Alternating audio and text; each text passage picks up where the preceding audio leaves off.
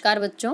पंत की नौका विहार कविता का जो हम भावार्थ कर रहे हैं उसकी अगली कड़ी में कवि वर्णन कर रहे हैं कि अब पहुंची चपला बीच धार।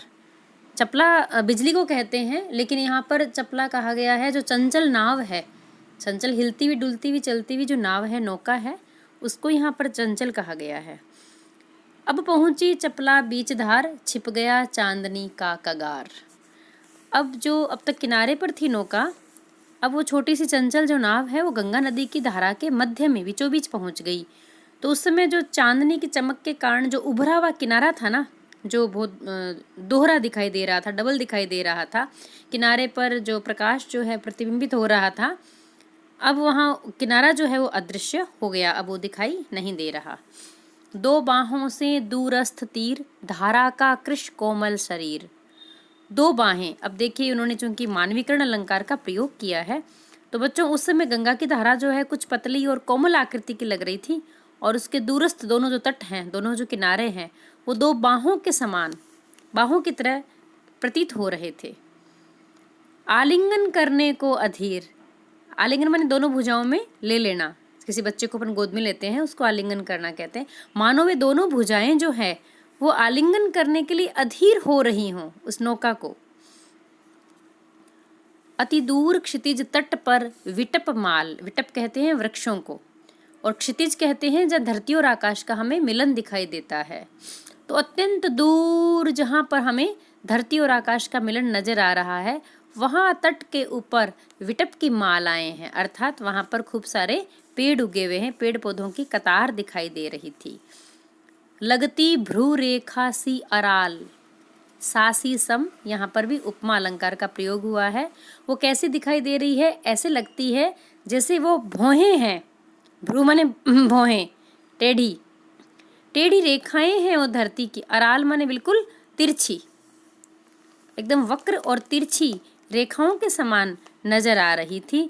जो धरती पर टेढ़ी मेढ़ी जैसे कोई लकीरें होती है ना, उस तरह से वो पेड़ों की जो कतारें हैं वो बिल्कुल जैसे कोई उसकी नेत्र के जो बरौनियां हैं, जो भौएं हैं, उस तरह से प्रतीत हो रहे थे।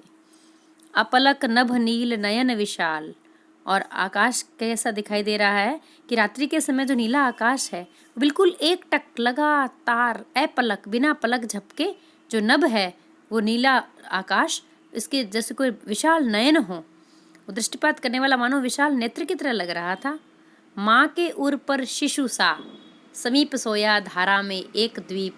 अब चूंकि गंगा को एक युवती की तरह बताया है, तो वहाँ उस नदी के बीच में थोड़ी सी एक जमीन उठी हुई है जो पानी में, जिसके चारों तरफ तो पानी होता है और बीच में, उसे हम टापू कहते हैं या द्वीप कहते हैं। तो वो कैसा दिखाई दे रहा है? जैसे माँ के वक्ष स्थल पर, माँ की छाती पर छोटा सा बच्चा जो शिशु है, शिशु के समान ये छोटा बच्चा सो रहा है, ऐसे ही धाराओं के बीच में वो द्वीप नजर आ रहा है।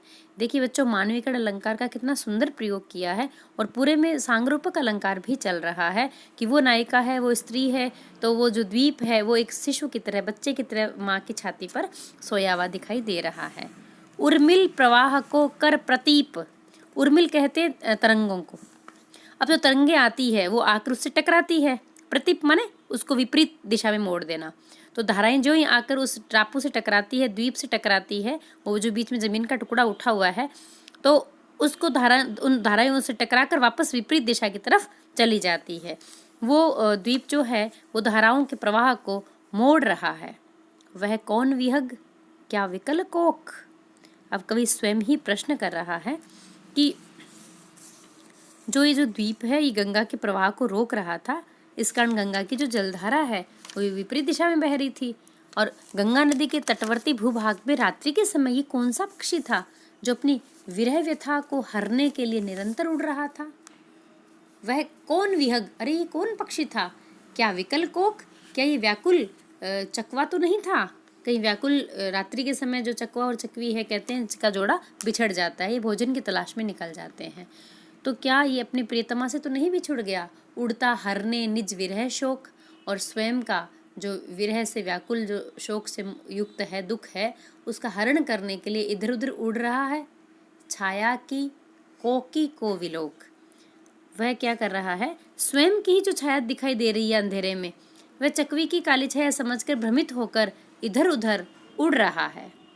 इसमें रात्रि के समय जो पेड़ पौधे हैं, नदी का जो तट है, जो चकवा पक्षी का विरह है, उन सब का बहुत सुंदर चित्रण यहाँ पर कवि ने किया है, जिसका दृश्य बिंब अत्यंत हम आकर्षक कह सकते हैं।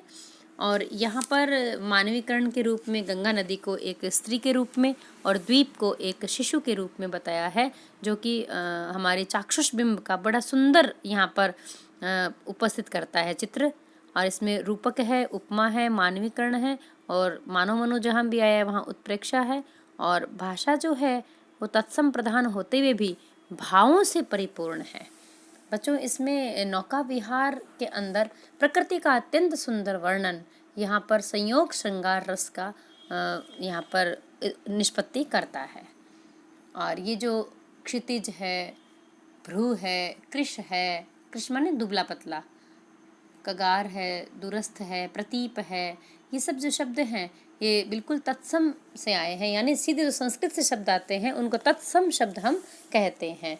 तो कविता में सरल भाषा के साथ साथ तत्सम शब्दावली का जो प्रयोग है वो इस कविता को और भी सुंदर बना देता है।